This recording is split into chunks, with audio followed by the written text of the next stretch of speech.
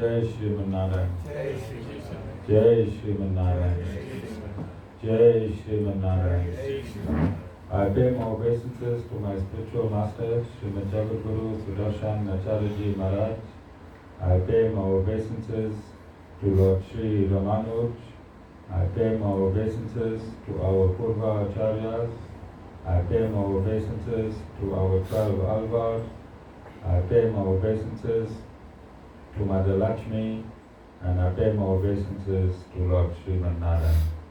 I welcome all of you here physically at the Sri Narayan Dham in Durban, South Africa.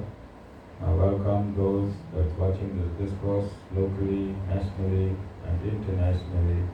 And I welcome in advance those that's going to be watching this discourse when it is posted on YouTube and the various groups from around the world subsequently.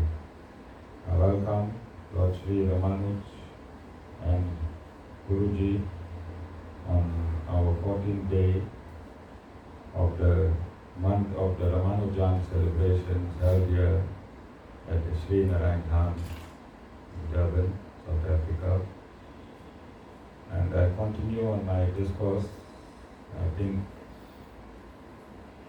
that I stopped on Wednesday on Naka Muni. Okay, so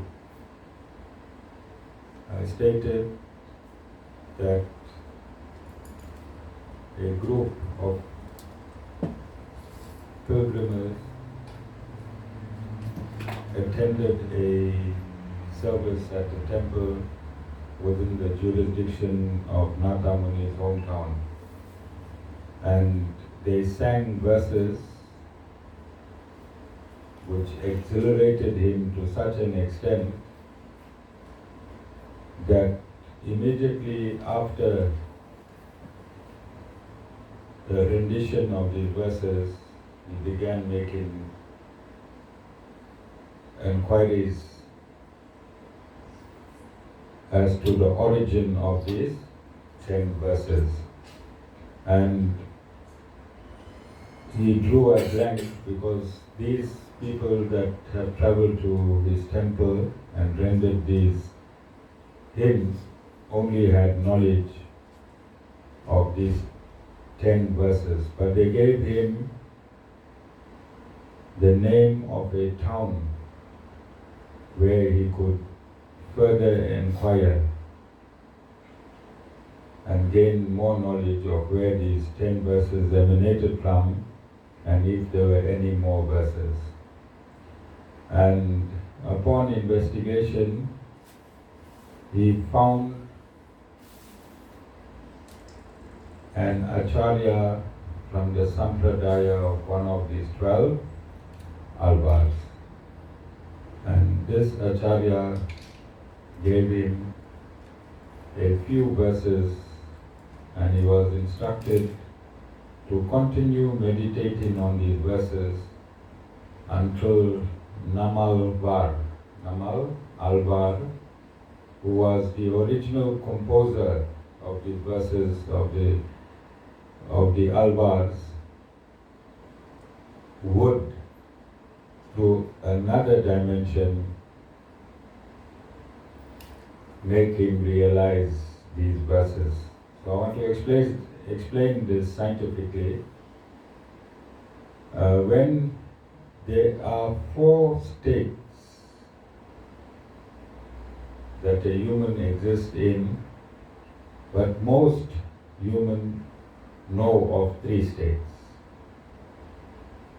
And one of the states is, whilst you are here presently, it's called the awake state. In this state, you are aware of all the surroundings around you. You are using all your sense, organs, and you perceiving through your mind. You perceiving all the impulses through your 5 senses, which is interpreted by the mind. This state is called the awake state. Then the next state you get into is called the dream state. The dream state, in the dream state, all your senses are subdued, and it is the mind that is projecting a movie, and this movie is watched by whom? Yes, how would you know that you were dreaming? There have to be a witness to your dreams, yes? So the witness to your dreams would be your soul. The real you would be watching a dream taking place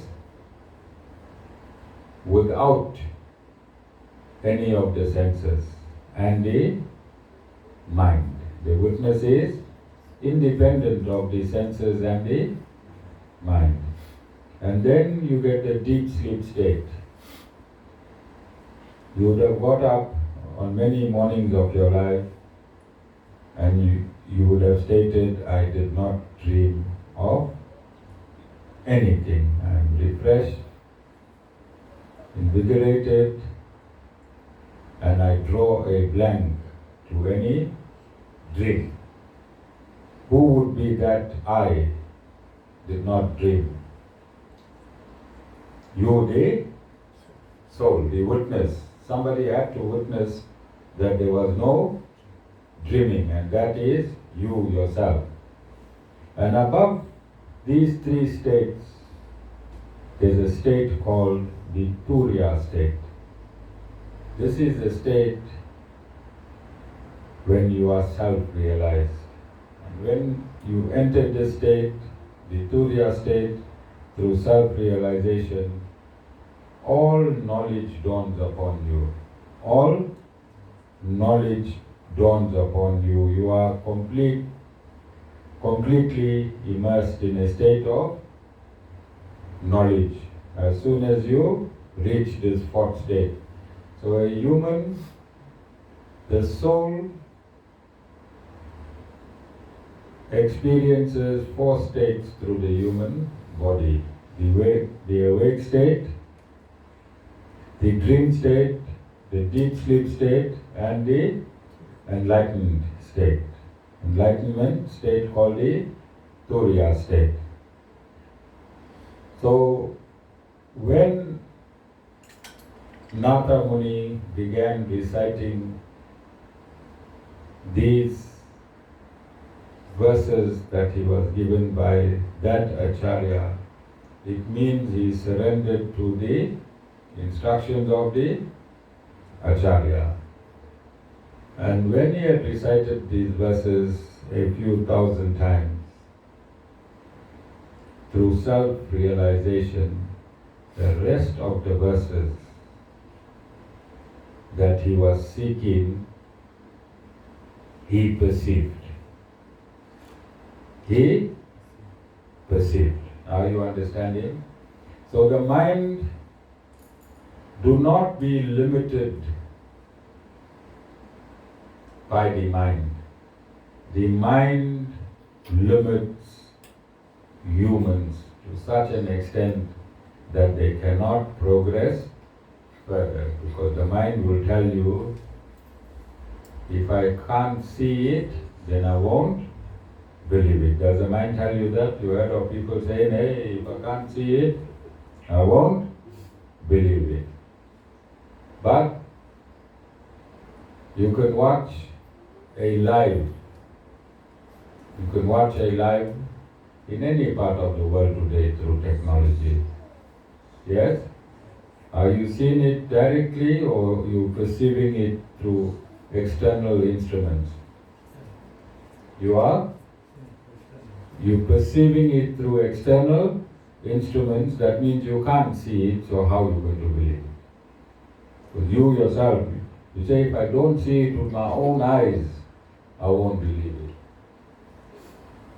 Asmita, have you said that many times? Yes.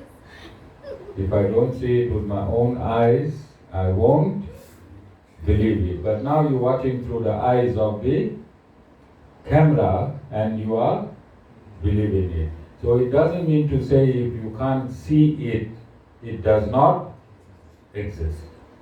It does not mean if something that cannot be seen cannot be in existence. You understand? So these verses, like how you download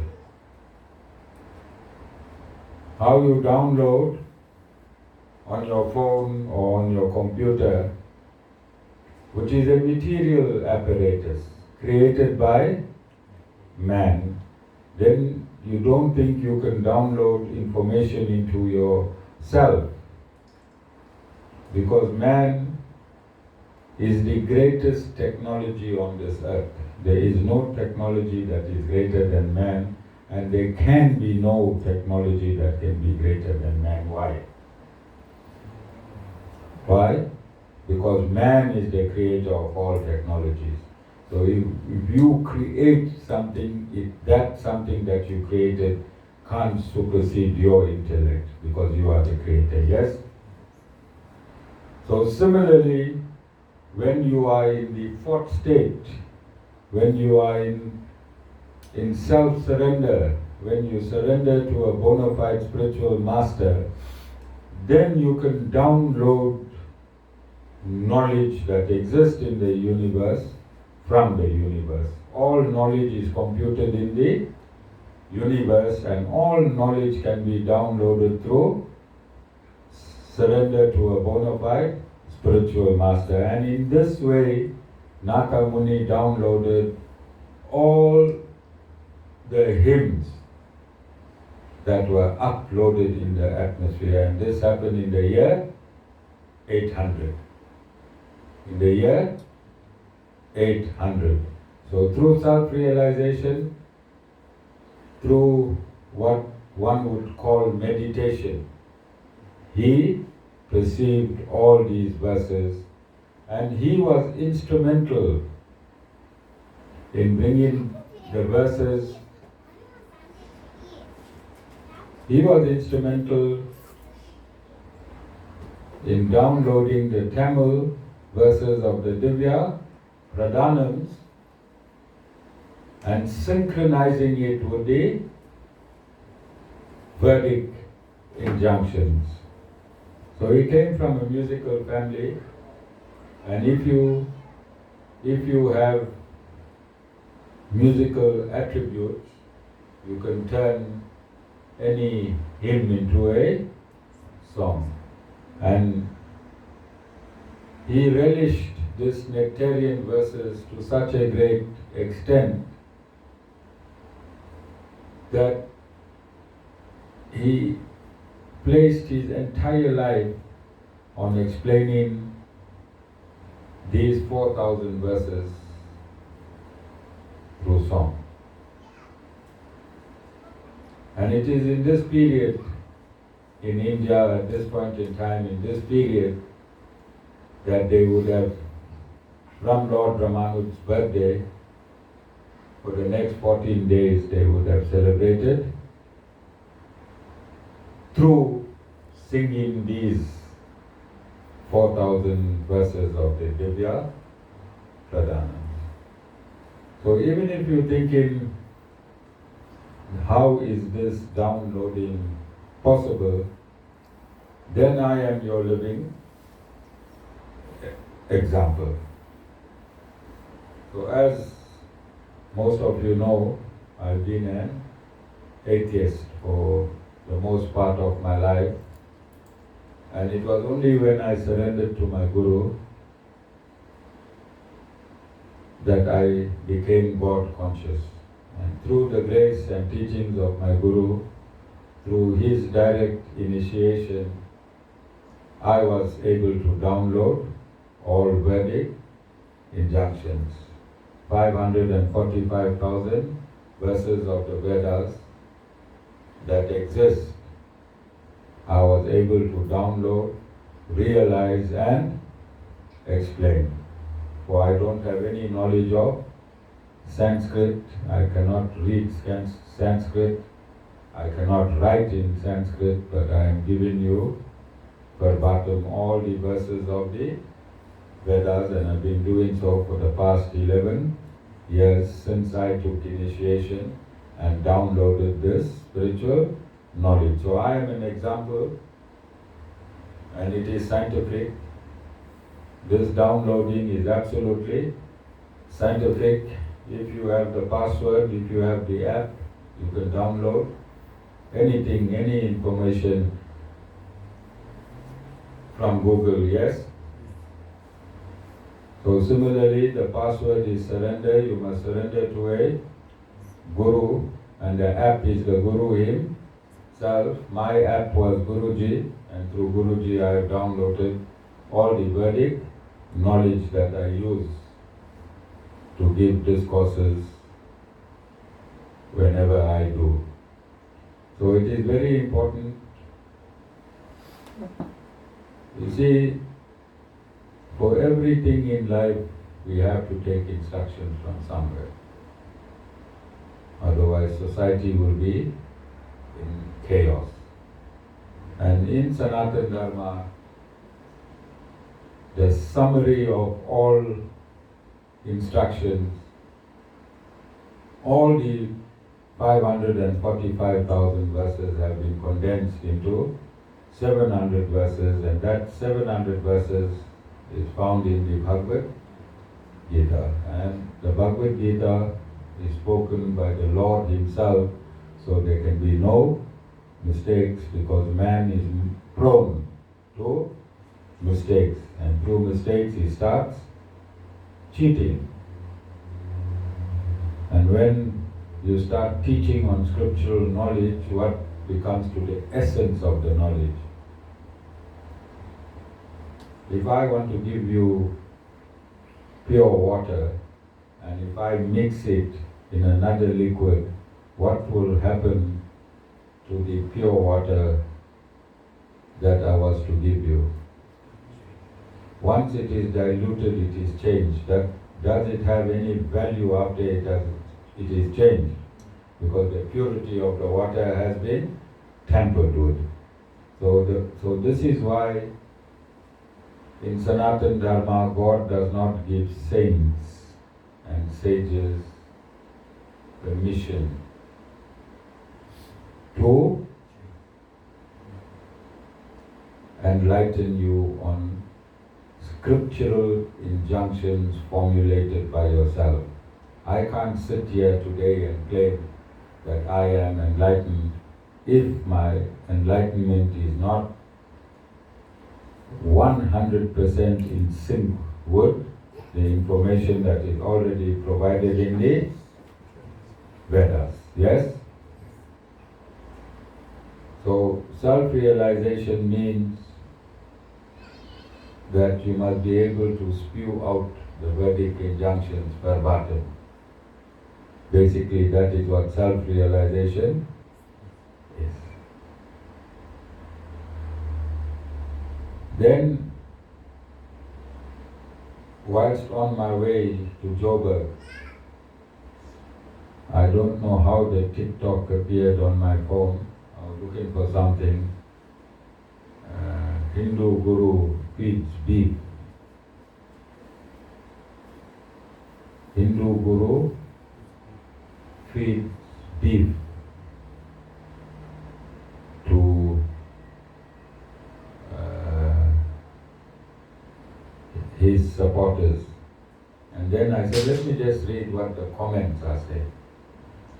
So the comments, I think it started saying by what type of a guru this is a fake guru.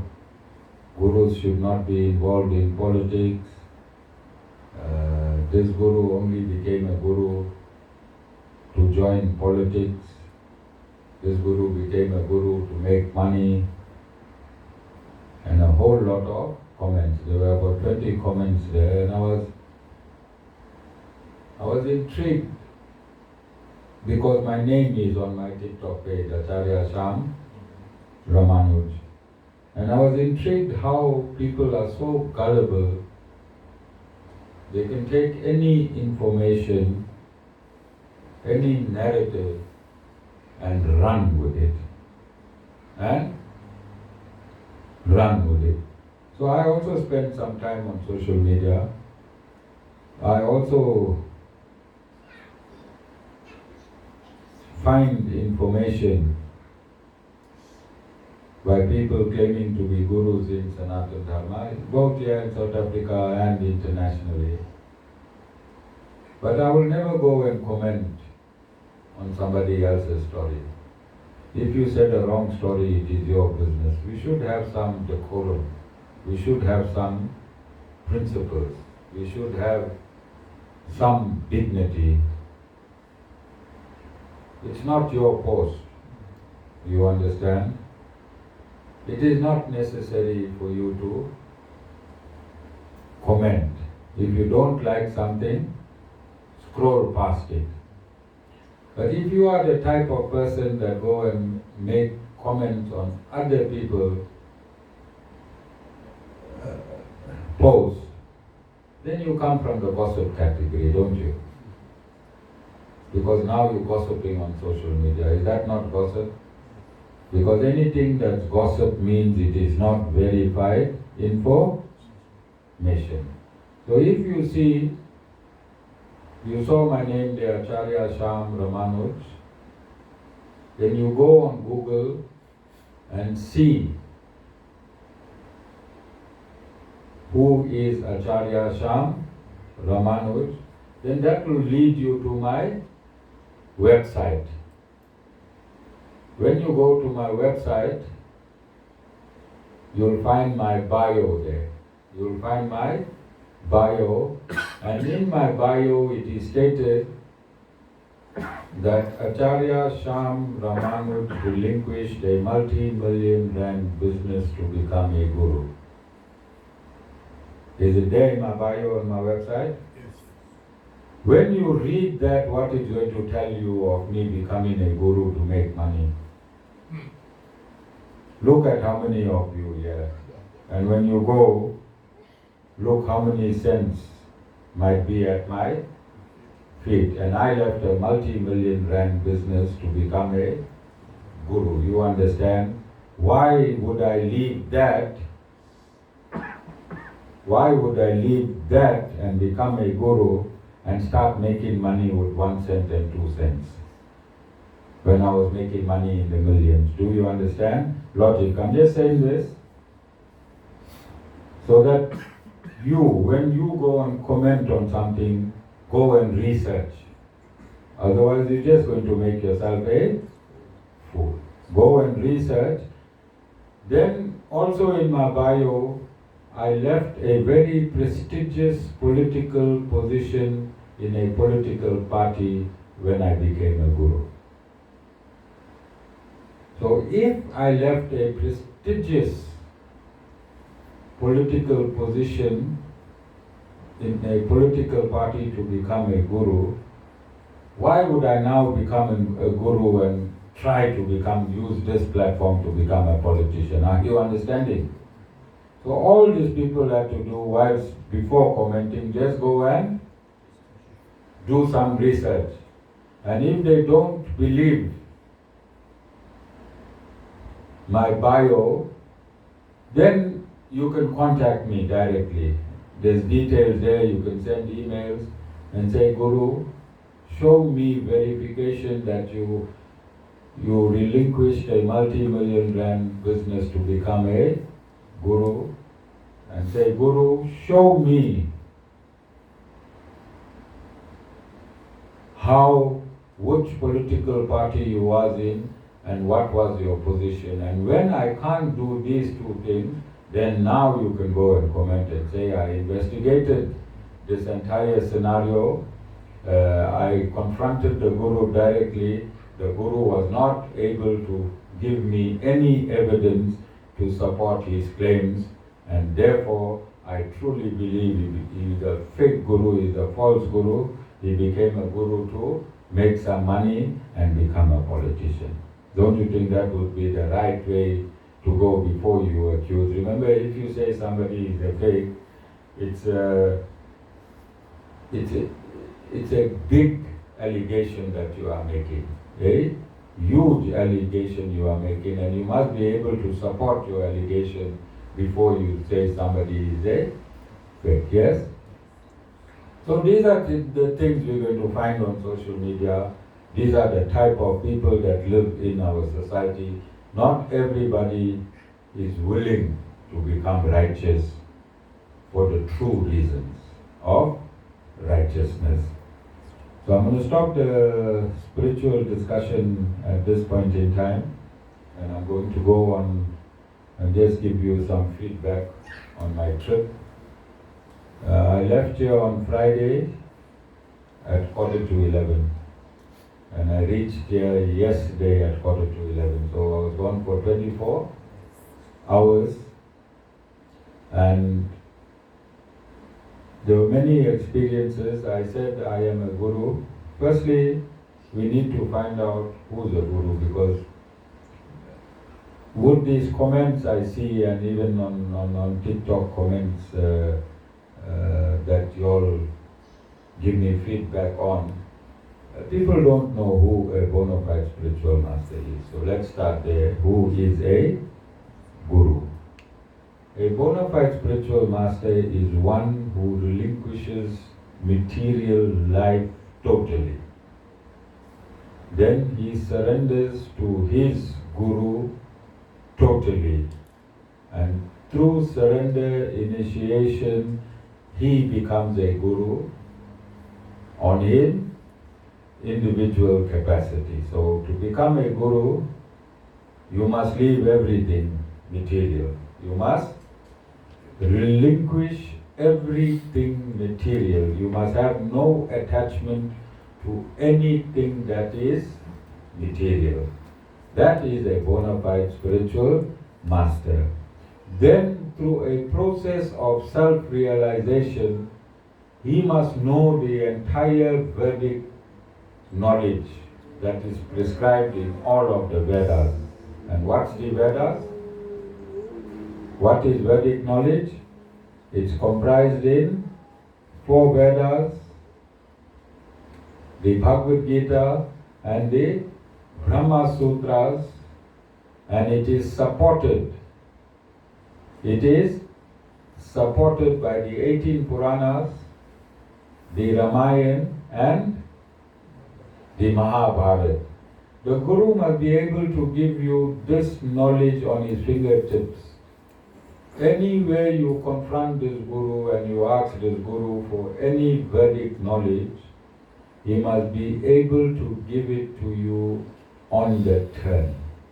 He must not say, I need to go research, I'll come back with this information next week. That is a bona fide spiritual master. A bona fide spiritual master is one who has realized himself through self-realization, and he has realized God through God realization. He must know who God is. He must know this creation, how creation took place from the first atom into all these multiverses, and how it goes back into the first atom. The Guru must have realized that. He must be able to explain to you coherently who you are, what your body is comprised of, who you are, what's your destiny, where you going, where you coming from. The Guru must be able to give you all this information on his fingertips. That is a bona fide spiritual master. But we're making a mistake now. When we see these temple gurus dressed in dhotis, doing various rituals, we confusing the temple priest with the bona fide spiritual master. The temple priest is not self-realized, is not God-realized. He has information on how to perform rituals. He has by-hearted information on how to do rituals and how to perform hymns and mantras according to those rituals. That is not a bona fide spiritual master. He is a temple priest. So people are confusing and they go to temples, they go to temple priests, they call them gurus, and they're confusing enlightened masters. They are confusing enlightened masters. Enlightened masters know this universe. The enlightened master can see through you. The enlightened master can tap into your mind and download the information that is in your mind. The enlightened master can take that information and guide you to a righteous life and righteous living and prosperity. This is the guru. This is the bona fide spiritual master. Not these people that perform functionaries and rituals in temples. They are not gurus. They are priests and pandits. All of you understand? So from that perspective, I stated that I want to perform at the lowest level. I showed you the 6 categories of gurus where you can perform, and I said I want to perform from the ground. And in order for me to perform from the ground, I have to throw away all the restrictions that's needed in the guru-disciple relationship, because this is not a gurukul. You're not teaching you're not sending your children here for a 12-year education in Sanatan Dharma. So those school disciplines I have to discard because I'm teaching adults. And every adult here is coming with his own mindset. And I have to, do you have to reach my status for me to teach you? Or do I have to reach your status to teach you? Okay? Do you have to become a guru before I teach you? Or do I have to come to your level to teach you? Are you understanding what I'm saying? All of you. So it is for this reason that I have come down, that I have to synthesize with every status quo. I have to understand each person, the vices, the defects in each person, and I have to work with each person on his own merits. You understand? So I took this taxi. 3 weeks ago I flew to Joburg. I was in that 12-hour interfaith prayer at the Union buildings. And I had difficulty getting there, moving around and looking for food. I had no food. You understand? So this time I decided, if I fly up and then find myself transport to the state, I'm going to be lost. So I decided to go in a taxi, and it was the first time.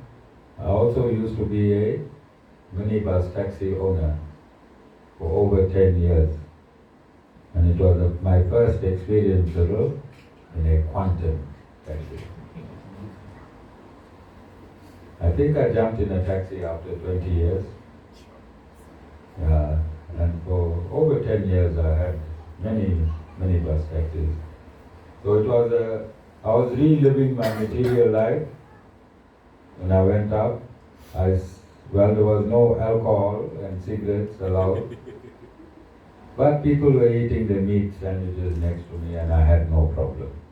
I had no problem. I don't think any guru in the 21st century should have a problem if they are seated with people that's eating meat.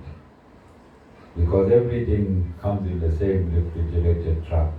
Your potatoes, your tomatoes, your carrots, and the meat, and all the meat. When it reaches the supermarket, they travel together, then they are separated. So when you buy your vegetables, Trisha, which days you fast? Tuesdays. Yeah, you're still not 100% clean because one chop could have fell on it. You understand? So we'll never be 100% clean now in the 21st century unless we are locked into a full vegetarian environment. Because everything is touching each other. Okay? Yeah, the person that ate meat is packing your vegetables. When that person's hand touches the leaf of your cabbage, what happens to the energy, the consciousness that left that hand and touched your cabbage leaf? Now you're eating meat. You understand? Transfer of energy. Transfer of energy. So,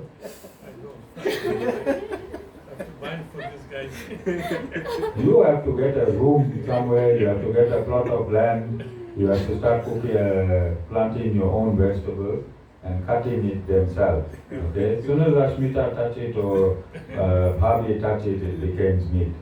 It becomes meat because the essence, you understand? So this is what was protected in the Vedic ages.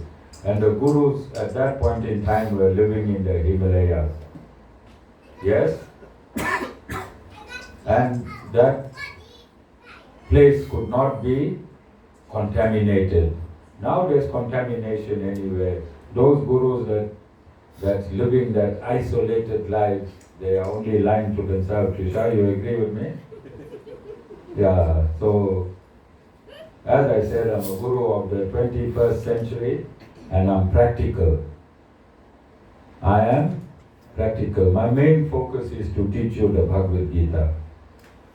My main focus is to take you through a journey of self-realization. My main focus is to take you to a journey of God realization. My focus is not to captivate you through my aura. Do you understand? I don't have to captivate you. When you come to the Guru, you must be shivering and shaking. Hey, what the Guru will say. You understand? We want a perfect relationship. For me to transfer knowledge from myself to you, the relationship has to be perfect so that you can assimilate the knowledge that I am transferring. I'm a Guru, that's my job. Transfer knowledge. Not worry too much about the cabbage leaf and the person that ate meat touched the cabbage leaf. Asmita, when you're cooking food, don't now deliberately touch Cyril's vegetable for long hours. Alright? Try and make it fast. Quick. If you use gloves, I think it will Tisha, use gloves on when you're cooking your vegetable, when the days you're fasting. Okay? So Guru must be scientific, must be practical, you must be able to interact with the Guru. I've given my number to I don't know how many thousand people. Whoever asks me for my number, I give it to them. Because you must have a direct access to the Guru. You mustn't come to Avir. If Avir had a fight with Ashmita and you want to come through the Guru through Avir, then he'll take out his anger on you. You might lose a few weeks with the Guru. You understand? So just come direct to the Guru and there'll be no problem. So on our trip, as I said, I was very uncomfortable because the leg space. And sometimes when I position my leg in a certain position, my feet start cramping. And then they had, well, lucky I watched TikTok. There's that Khalid DJ. He comes alive every Friday. DJ Snazzy alright? So they were playing his songs. So after very long I was hearing these English disco songs, live disco. But I enjoyed myself. We had some very, very deep discussions and I was able to talk to Muslims, Christians and Hindus alike. But when you teach science don't belong to a religion. Science is a subject on their own. And Sanatana Dharma is a scientific subject, it's not a religion. So when I was discussing certain aspects of Sanatana Dharma, they were very, very intrigued. Like I said, when we use mango leaves are gone. Yeah, when every time we have a mass satsang, there's mango leaves put on the murtis, there's mango leaves put on the doorway, garlands made of mango leaves and marigold. And I explained the reason we use mango leaves is that it continues to oxygenate the place 3 or 4 days after it has been broken from the tree. That is the only purpose we use mango leaves. We use it to keep the place oxygenated. But people will tell you it's a Hindu ritual. That's why we use it mango leaf. No, we only use mango leaf for its oxygen. Is it scientific or not scientific? Then we use marigolds for it, for sanitizing the atmosphere. Marigold gives off chemicals that sanitizes the atmosphere. But what we say, marigold is a Hindu flower. You understand? But the truth behind that marigold is it sanitizes the atmosphere. So when you get 50, 60 people seated together, what happens when people are breathing in and out? What happens to the atmosphere? Yes, so the marigolds go and sanitize and kills the germs that is in the atmosphere, and the mango trees go and replenish the air that we are breathing in, the oxygen that we are taking in, because it continuously gives off oxygen. And I also explained to them, generally in temples you'll find a bell, and when people go into the temple, they ring the bell. And the original story is given that all these deities are moving around, and when you ring the bell, they go back into the murti form. No, that's a lie. You ring the bell so that energy is transferred from the sound of the bell into your mind. You hear, when you ring a bell, what you hear? You hear a sharp sound. That sharp sound is transferred from the bell into your brain. And when it is transferred there, it energizes you. When you hear a bell, how you feel? It arrests your mind so that you can absorb whatever is in that place, the energies. What type of energies you expect to find in a temple or ashram? And when you still, through that sound, you still your mind, what will happen to the energies? When you still something, what happens to the energies? The energies can be assimilated. Alright? So I'm mixing it and I'm saying why the guru needs to get into the trenches. Because going into the taxi was like getting into the trenches where I could speak to everyone. As I said, we had Muslim, we had Christian, and we had Hindus in this taxi that was going up. And all appreciated the knowledge that I gave them 100%. You understand? So we reached Orlando Stadium at 8. And we were one of the first 500 people there. Okay, very difficult to get. Security was very, very tight. But when you see the Guru, doors must open. So initially they took me first and then asked for the 3 ladies to be brought in. There were 3 ladies with us. And eventually everyone came in. We were seated in, as usual, in our VIP sitting. So what the ANC did, they blocked the signal. And it is stated that many large bus companies were warned that if the buses are caught on the road bringing people to Orlando, their bus license will be revoked. The bus license will be revoked. So the signal was cut, and they wanted the stadium not to be full. So if you had in a 40-seater stadium, if you had 10,000 people, what message will it give to South Africa? That if in Soweto, if these people cannot fill 10,000, a stadium full, you cannot vote for these people. So I want to explain to you how the Guru gets involved into all of this thing. One must be still thinking Guru and politics.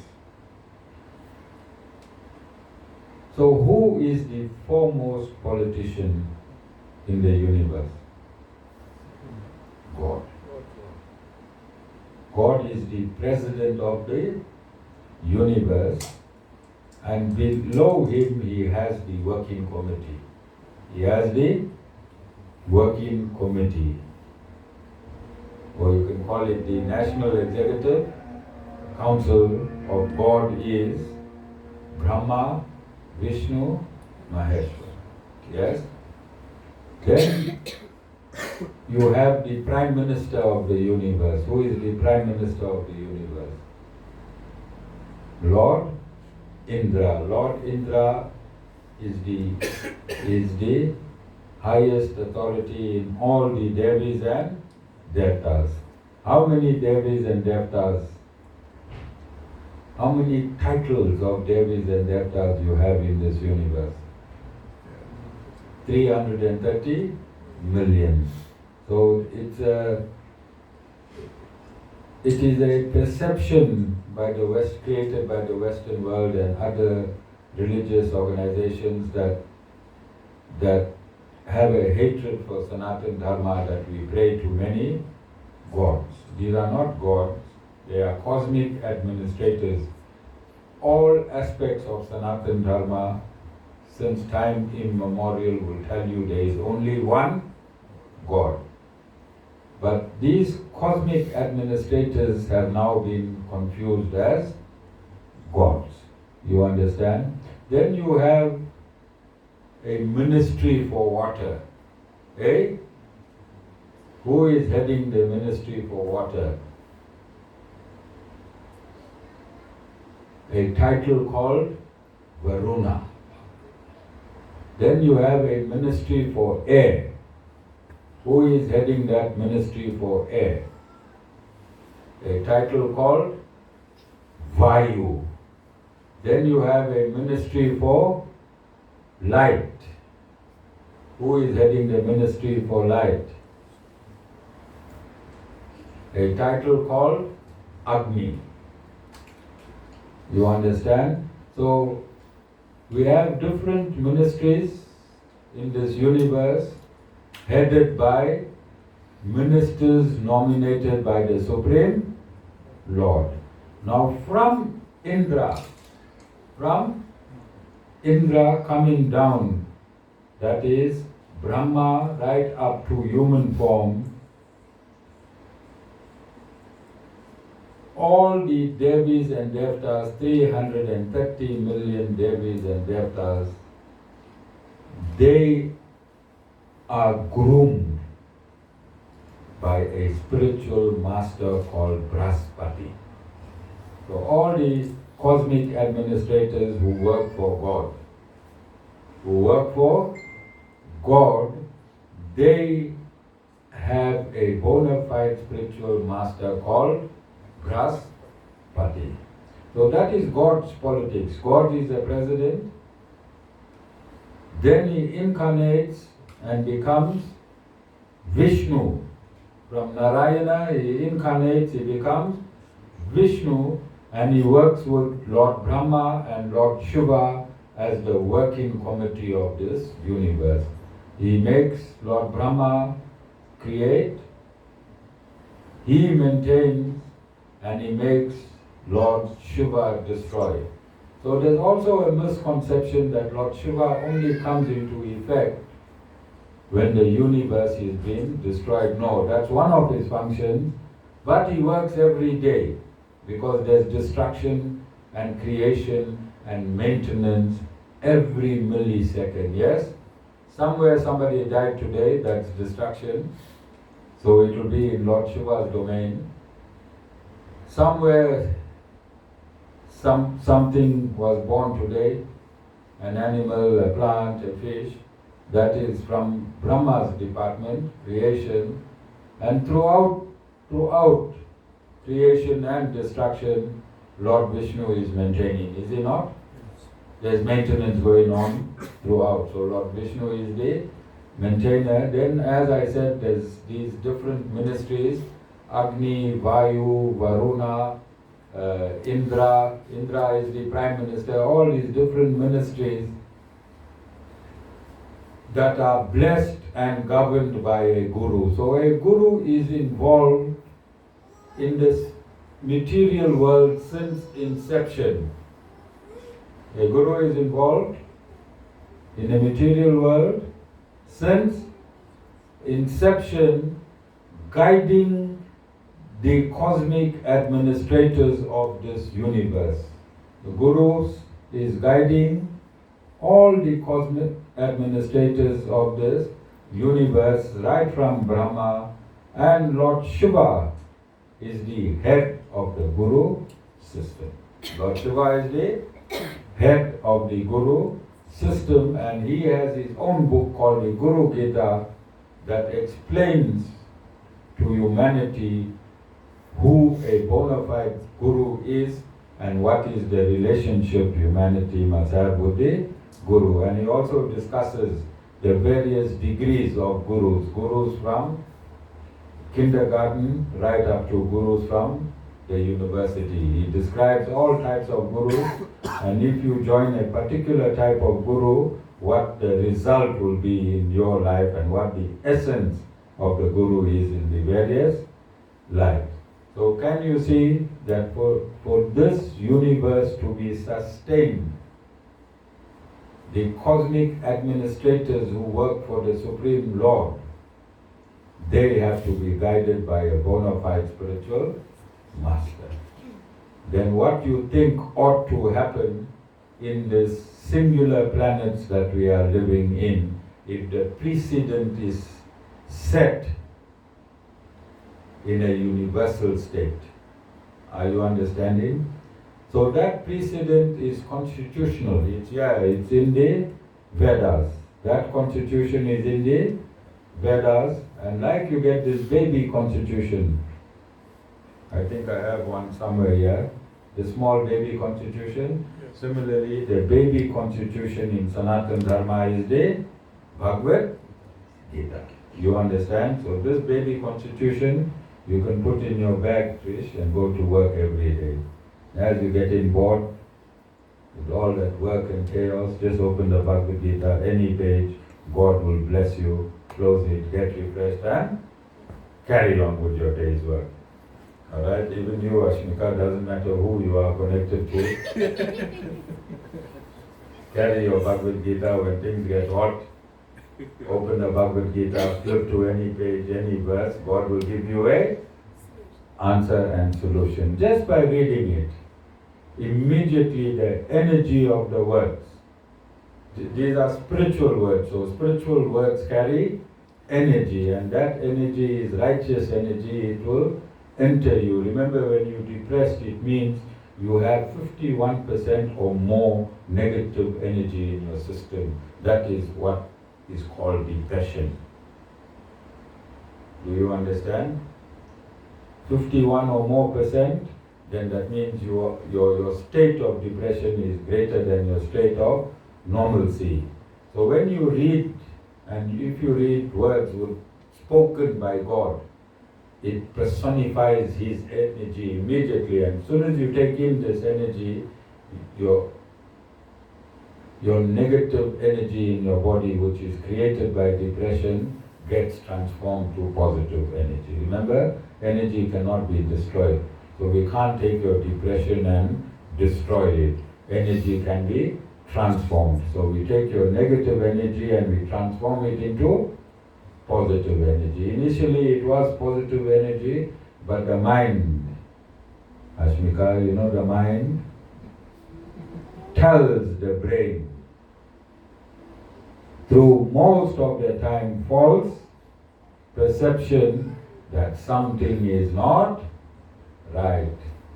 If Abir is 1 hour late buying his bread, and he had a puncture and his phone battery died at the same time, you phone in him, you cannot contact him, then you're going to get depressed.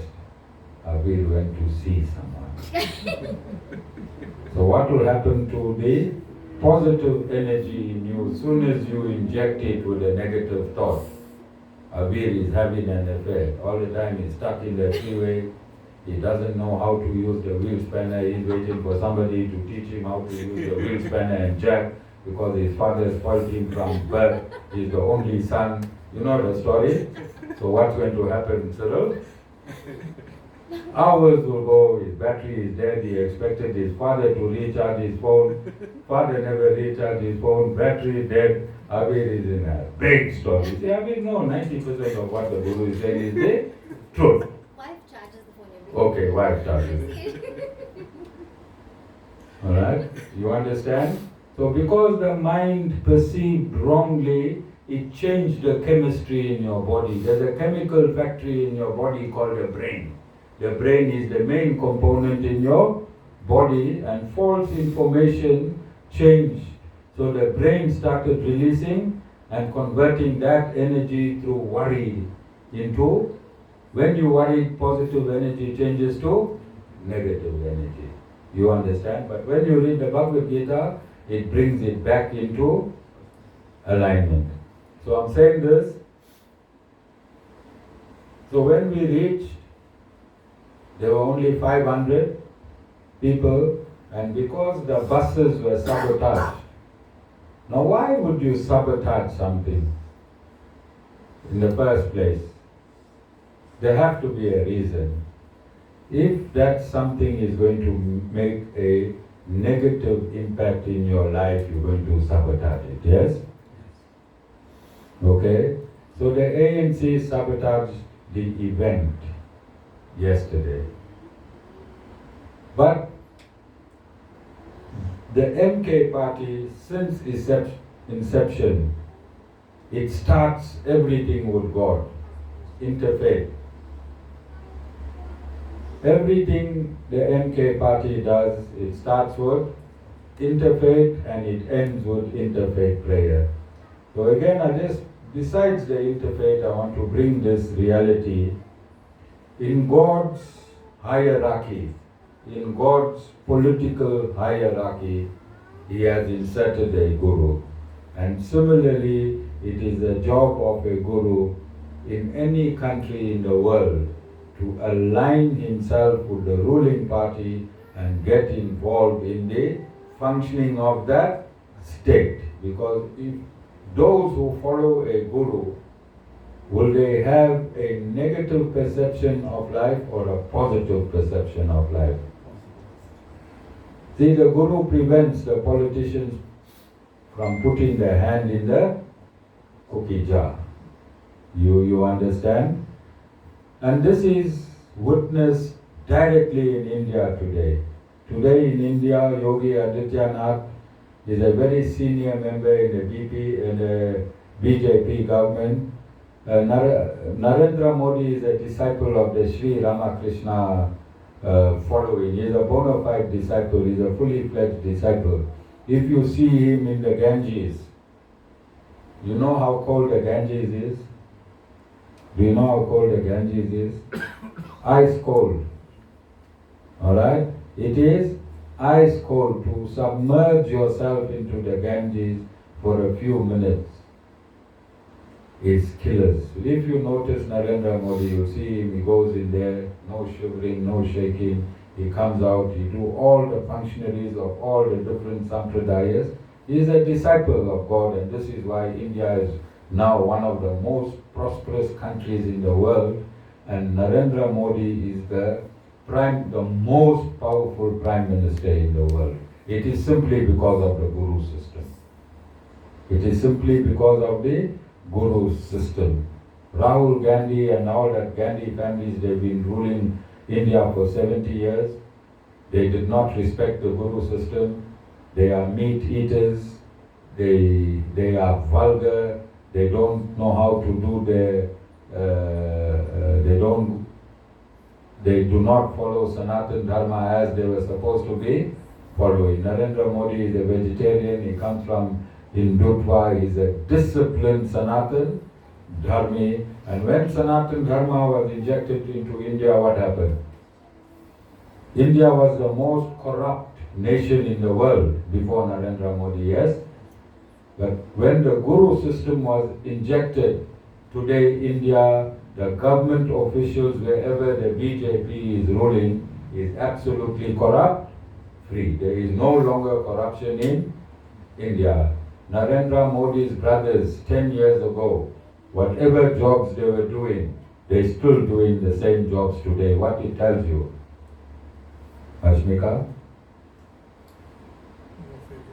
They still, if one was a tailor, he's still a tailor today. If one was a farmer 10 years ago, yet their brother is the most powerful prime minister in the world. You understand? So no corruption. He did not allow a few rupees. He did not give his brothers tenders. He did not bring them in and make them partners of the government. You understand? That is a clean, Sanatan Dharmic, disciplined government because the Guru system has been injected into that government. And similarly, I am doing the same thing. I said this 4 years ago, that I am going to change the consciousness of the South African government. I can't do it seated from here. I have to get into the government structures itself to make the change. Yes? Like I had to jump in the taxi and go to Orlando Stadium. I couldn't sit here and meditate. I am there. So similarly, to fix this government of this country, the Guru have to get personally involved. So I'm undergoing all these discomforts in my age. I stated I was a political activist in this country from the age of 14. I have the knowledge, I have the know-how, I know politics, I know the mechanics of politics, I know everything. But I am not asking for a position. I am doing this on behalf of the country. Whatever you see me doing, I can get any position that I want. But I'm not doing this for a position. I'm doing it to position South Africa into prosperity. So my appeal will be to all the detractors, you need to ask yourself, why did the ANC cut the signal off yesterday? I was there. I did the main prayer at Orlando Stadium yesterday morning. SABC was there, ETV was there, Newsroom Africa was there, but they could not broadcast out of the stadium. Why? And there were over 30 or 40,000 people that could not enter Orlando Stadium yesterday. Why? But the good news is we were full to capacity. We were full to capacity. And I'm stating, if the MK party does not win this election, it is because of sabotage. We already won the election. There is no one in the ANC that is competent. Ramaphosa ran away during the riots. Is he a competent president? 2021, he disappeared for 3 days. The Minister of Police, Becky Seller, disappeared for 3 days. The Minister of Defense disappeared for 3 days. Is the ANC a competent government when the leaders during the riots went and hid under bunkers? So we need to get rid of them. And what does the Bhagavad Gita teach us? Right at the very beginning, where does the Bhagavad Gita start? Fight between who? Two political parties. Duryodhan, who usurped the kingdom, and the Pandavas, who had to relinquish their kingdom. Is it not the same as the ANC and MK party? Is the scenario not exactly the same as in the Bhagavad Gita? Yes. The ANC has usurped this country. Have they not? Yes. And MK now want to restore the status quo of the country and give the country back to its people. I want you to understand government like this, which organ in your body is the most important organ to keep your body healthy? What does the heart do? The heart draws the blood into itself. Yes? Then it releases the same blood to every organ and every part of your body. Yes or no? So your heart is the government. I want you to visualize your heart is the government of your body. Similarly, any ruling party in the world, anywhere in the world, they collect taxes. Yes? They collect taxes. They're supposed to take the tax money and release it back into the country. Collect the tax money and release it back into the country. When they collect it, see, the heart takes the blood from the body, it keeps an X amount of blood still in the heart, and the rest it distributes it. So similarly, you're supposed to collect all the taxes, keep some, and release back into society cyclically. Are you understanding? So when the heart, either the veins or the arteries get clogged, what happens? You have to go for a bypass. So the ANC government for the past 30 years, they've been bypassing the money. If you are bypassing the money, it's not going back to all the organs. What's going to happen to your body? Any part of your body that's not getting blood, like I get these cramps, right? So it means I'm not getting enough blood at the sole of my feet. You understand? Because of the lack of blood, I feel these sharp pains and cramps. So I need to find a way to make sure the blood reaches the sole of my feet.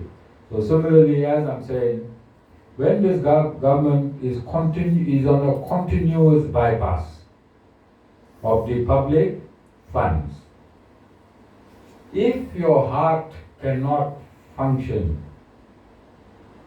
what you have to do with the heart? You have to replace it. If the government cannot function, what you have to do with the government? Replace it. When you're looking for a heart,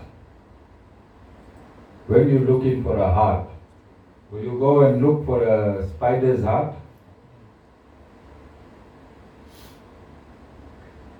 Will it be able to replace? What type of heart you have to look?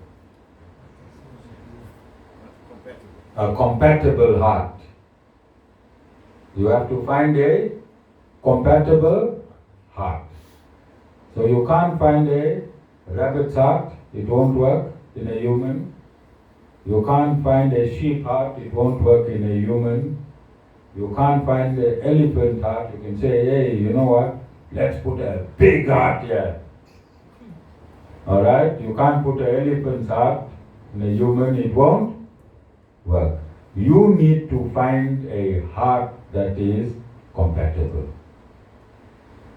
So all these independents, they have the spider heart. Can the spider heart work inside the... You understand? And all these Mickey Mouse small parties and opposition parties, they are like sheep heart, rabbit heart. The DA is like an elephant heart, makes the biggest noise. But will it fit there? You need a compatible heart. And the only compatible heart in this country today is the MK party. And I'm going to give you good news. There was a white guy that voted MK on special vote yesterday. Alright? And he voted MK, he sneaked a photograph which you're not allowed to do, and he sent it through. On my way, I met a lot of whites, and in our business, I meet a lot of whites. Generally, you can't ask a white man who you voting for. They keep the vote a secret. All of them are telling me they registered to vote MK because white are politically astute. Although they in business, wherever they are, they're not like Indians, don't care about politics. Whites follow politics to the T. So whites are voting MK. The Khoisan chief, there were 1,000 chiefs and traditional leaders at Orlando Stadium yesterday. They went to welcome President Zuma when they came in. You understand? They're all going to go back into the territories and they're going to influence their people to vote for MK.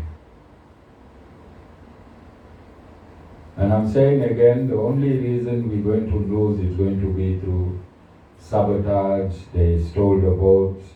And I got a message just now, they located a place where they're going to do vote rigging. Just got a message on my WhatsApp. Right here in town, one of the Indian hotels, he's ANC aligned and he gave an entire section for them to do vote rigging. So why am I telling you all of this? Every day, every discourse, I'm alerting you so that if we vote in our numbers,